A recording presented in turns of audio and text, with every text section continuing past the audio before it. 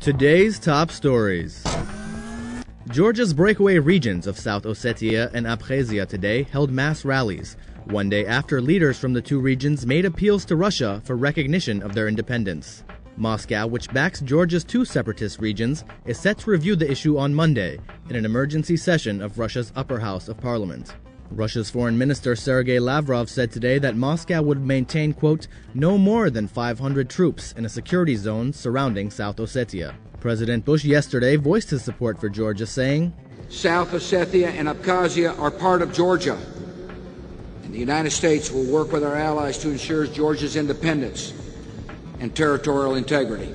For his part, Russia's ambassador to Iran yesterday told IRNA that he, quote, understands Tehran's willingness to bring the situation in the Caucasus region to normal. Two convicted drug traffickers were hanged in the Ghezel Hisar prison in Tehran on Monday, the latest in a wave of executions in Iran. The first man, identified as Amin, was convicted last year for attempting to smuggle narcotics into a prison in the central city of Karaj. The report says the drugs were discovered following one of his court appearances. The second man, Gholam Reza, was sentenced 3 years ago on charges of smuggling narcotics into Karaj. Gholam Reza had escaped capture 13 times before his arrest 3 years ago. Under Iran's penal code, murder, rape, drug trafficking, and armed robbery are among the crimes punishable by death.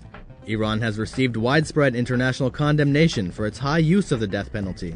According to Amnesty International, 317 individuals were executed in the country last year, second only to China, even though its population is 18 times smaller. Iran's government has banned actress Golshifteh Farahani from traveling to Hollywood, IRNA reported yesterday. Farahani, who played a part in Ridley Scott's upcoming movie, Body of Lies, had reportedly failed to acquire the proper permissions from the Ministry of Culture and Islamic Guidance prior to taking on that role.